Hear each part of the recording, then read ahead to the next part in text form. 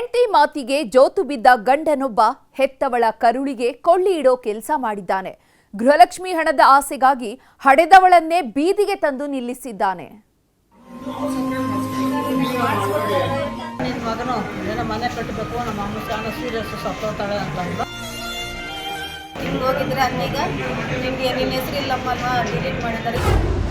ಈ ತಾಯಂದಿರ ಮಾತು ಕೇಳ್ತಿದ್ರೆ ನಿಜಕ್ಕೂ ಹೊಟ್ಟೆ ಉರಿತಿದೆ. ಜಸ್ಟ್ 2,000 ಹೊಟ್ಟೆಯಲ್ಲಿ ಹುಟ್ಟಿದ್ದ ಮಕ್ಕಳೇ ಎಂಥೆಂಥ ನೀಚ ಕೆಲಸ ಮಾಡ್ತಾರೆ ನೋಡಿ. ಹೆತ್ತು ಹೊತ್ತು ಸಾಕಿದ ಹೆತ್ತವಳನ್ನೇ ಬೀದಿಗೆ ತಂದು ನಿಲ್ಲಿಸ್ತಾರೆ ಅಂದ್ರೆ ಕರುಳಿನ ಸಂಬಂಧ ಅನ್ನೋದು ನಿಜಕ್ಕೂ ಸತ್ತೋಗಿದೆ ಬಿಡಿ. ಹೆಂಡತಿ ಮಕ್ಕಳ ಮೇಲಿರೋ ಮೋಹ ಹಡದವ್ವನ ಮೇಲಿಲ್ಲ. ತುತ್ತು ಕೊಟ್ಟವಳಿಗಿಂತ ಮುತ್ತು ಕೊಡೋಳೆ ಮೇಲು ಅಂತ ಹಡದ ತಾಯಿಯನ್ನೇ ಬೀದಿಗೆ ತಂದು ನಿಲ್ಲಿಸಿದ್ದಾರೆ. ಅದರಲ್ಲೂ ತಾಯಿಗೆ ಗೃಹಲಕ್ಷ್ಮಿ ಹಣ ಬರ್ತಿದೆ ಅಂತ ರೇಷನ್ ಕಾರ್ಡ್ನಿಂದಲೇ ತಮ್ಮ ತಾಯಿಯ ಹೆಸರನ್ನ ತೆಗೆಸಿ ಹೆಂಡತಿ ಹೆಸರಿಗೆ ಹಣ ಬರುವಂತೆ ಮಾಡಿದ್ದಾರೆ. ಇದರಿಂದ ಹಣವೂ ಬರ್ತಿಲ್ಲ, ತಿಂಗಳ ಅಕ್ಕಿಯೂ ಸಿಕ್ತಿಲ್ಲ.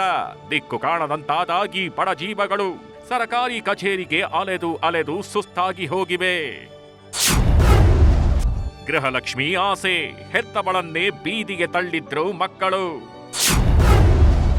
ಪಡಿತರ ಅಕ್ಕಿಗಾಗಿ ಹೆತ್ತ ಕರುಳಿಗೆ ಗಿಟ್ರು ಕೊಳ್ಳಿ. ಹಣದ ಮುಂದೆ ಯಾವ ಸಂಬಂಧ, ಯಾವ ಅನುಬಂಧ ಹೇಳಿ?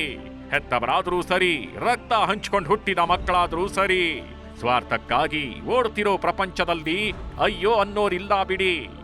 ಗೃಹಲಕ್ಷ್ಮಿ ಹಣಕ್ಕಾಗಿ ಗಟ್ಟಿಮುಟ್ಟಾಗಿರೋ ಹೆತ್ತವರನ್ನೇ ಸಾಯೋ ಸ್ಥಿತಿಗೆ ತಂದಿದ್ದಾರೆ ಅಂದ್ರೆ ಏನು ಹೇಳಬೇಕು? ಇವರಿಬ್ಬರ ಹೆಸರು ಲಕ್ಷ್ಮೀ ದೇವಮ್ಮ ಹಾಗೂ ನಾಗರತ್ನಮ್ಮ ಅಂತ. ಚಿಕ್ಕಬಳ್ಳಾಪುರ ತಾಲೂಕಿನ ಹೂವಿನವಾರಹಳ್ಳಿ ಹಾಗೂ ಮೈಲಪ್ಪನಹಳ್ಳಿ ಗ್ರಾಮದ ನಿವಾಸಿಗಳು. ಕಳೆದ 6-7 ತಿಂಗಳಿಂದ ಕಚೇರಿಯಿಂದ ಕಚೇರಿಗೆ ಅಲೆದಲೆದು ಸುಸ್ತಾಗಿ ಹೋಗಿದ್ದಾರೆ.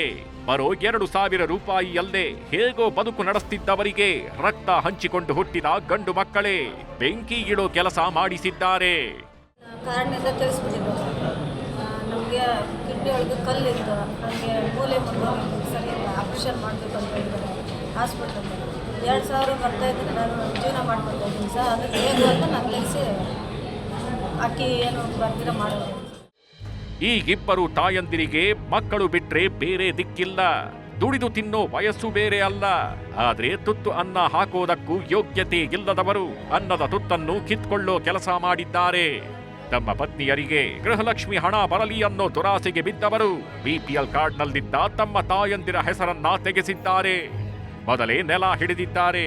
ಇನ್ನೇನು ಸತ್ತು ಹೋಗ್ತಾರೆ ಅಂತ ಹೇಳಿದ್ದಲ್ಲದೆ ಫುಡ್ ಆಫೀಸರ್ ಜೊತೆ ಅದೇನ್ ಮಾತನಾಡಿದ್ರು, ಅದೇನ್ ಗೋಲ್ಮಾಲ್ ಮಾಡಿದ್ರೋ ಗೊತ್ತಿಲ್ಲ. ಆದ್ರೆ ಇದ್ದಕ್ಕಿದ್ದಂತೆ ಬಿಪಿಎಲ್ ಕಾರ್ಡ್ನಿಂದ ಇಬ್ಬರ ಹೆಸರು ಕಿತ್ತಾಕಿದ್ದಾರೆ. ಇದರಿಂದ ಪಡಿತರ ಅಕ್ಕಿಯೂ ಸಿಕ್ತಿಲ್ಲ, ಗೃಹಲಕ್ಷ್ಮಿ ಹಣವೂ ಬರ್ತಿಲ್ಲ.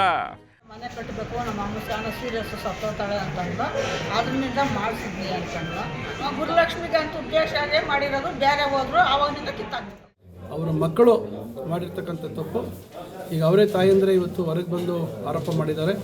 ಅದರ ಮೇಲೆ ಖಂಡಿತ ಸಂಬಂಧಪಟ್ಟ ಇಲಾಖೆಯವರು ಅದರ ಮೇಲೆ ಕ್ರಮ ತಗೋಬೇಕಾಗತ್ತೆ. ಗೃಹಲಕ್ಷ್ಮಿ ಹಣವನ್ನೇ ನಂಬಿ ಜೀವನ ಸಾಗಿಸ್ತಿದ್ದ ಗಿಳಿ ಜೀವಗಳಿಗೀಗ ಆಸರೆಯ ಕೈಗಳು ಬೇಕಾಗಿದೆ. ಮೇಲಿಂದ ಮೇಲೆ ಸೈಬರ್ ಸೆಂಟರ್ಗಳಿಗೆ ಅಲೆದಾಡ್ತಿದ್ದು ಹಿರಿಯ ಅಧಿಕಾರಿಗಳಿಗೂ ದೂರು ನೀಡಿದ್ದಾರೆ. ಹೀಗಾಗಿ ಇನ್ನು ಮೇಲಾದ್ರೂ ಈ ತಾಯಂದಿರಿಗೆ ನ್ಯಾಯ ಸಿಗೋ ಕೆಲಸ ಆಗುತ್ತಾ ನೋಡಬೇಕು. ದತ್ತಾತ್ರೇಯ, ನ್ಯೂಸ್ 18, ಚಿಕ್ಕಬಳ್ಳಾಪುರ.